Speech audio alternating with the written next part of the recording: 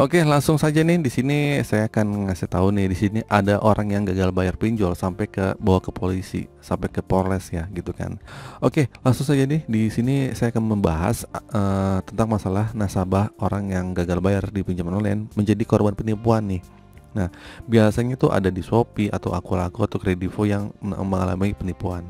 Ya, dan ini harus bertanggung jawab sepenuhnya atas tagihan yang belum dibayar. Nah, kasihan banget kan? Nah, saya menyarankan ya, agar jika kalian mendapat korban penipuan, ya, segera mengadukan ke pihak aplikasinya. Ya, seperti kalian mungkin di Shopee, di Kredivo atau Akulaku gitu kan.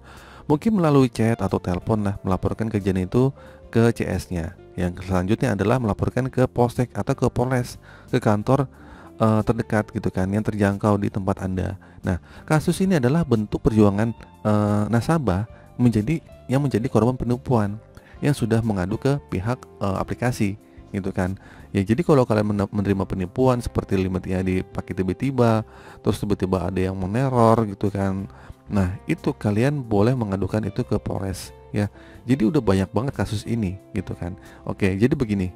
Intinya kalian tuh langsung mengadukan ke customer service-nya, dan kedua kamu nggak sungkan-sungkan langsung laporin ke Polresnya atau ke polsek terdekat. Terus juga saya menyarankan kepada kalian itu nggak perlu takut ya. Mungkin ada beberapa yang langkah yang perlu kalian kalian lakukan saat kalian mendapat penipuan di pinjaman online seperti limit yang dia pakai gitu kan. Nah, yang pertama, jangan cicil sama sekali ya, karena kalian nggak pakai limitnya. Yang kedua, jangan takut bila didatangi oleh DC lapangan ke rumah. Kalian tinggal bilang dan ajukan bukti-buktinya, ya kan? Paling gampang kayak gitu. Lalu yang ketiga, kalian bolehlah ganti nomor ya, atau blokir semua panggilan yang nggak dikenal. Malah itu bikin tenang. Yang keempat, jangan pernah balas pesan dari DC maupun yang datang ke rumah ya. Gak usah balas-balas pesan atau chat atau telepon dari DC. Lalu yang kelima, perlihatkan bukti-buktinya bahwa kalian itu menjadi korban penipuan.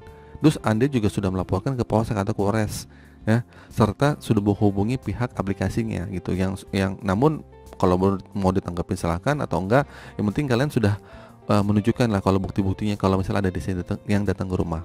Terus yang terakhir, jangan membayar atau berjanji akan membayar semua tagihan yang bukan hutang Anda ya kepada DC lapangan yang datang ke rumah. Nah, jadi begitu teman-teman ya. Jika ada DC yang datang dan ada indikasi memaksa bertindak untuk bersifat memperlukan baik fisik ataupun verbal, Anda itu bisa melaporkan ke kantor polisi yang terdekat ya gitu. Kalau misalnya DC juga yang datang juga macam-macam, ya udah laporin aja gitu kan.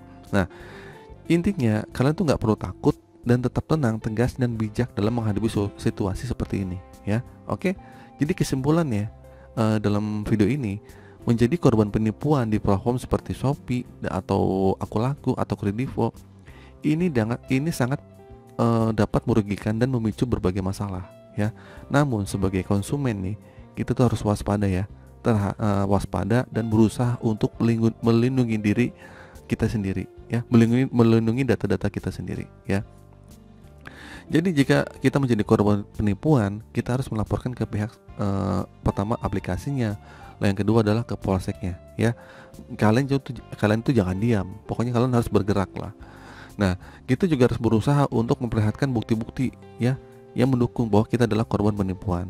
Terus kita juga jangan pernah berjanji untuk membayar tagihan yang kita tidak pakai limitnya gitu kan. Nah, terus yang paling terpenting banget itu, kalian itu jangan takut untuk melaporkan tindak ini ya.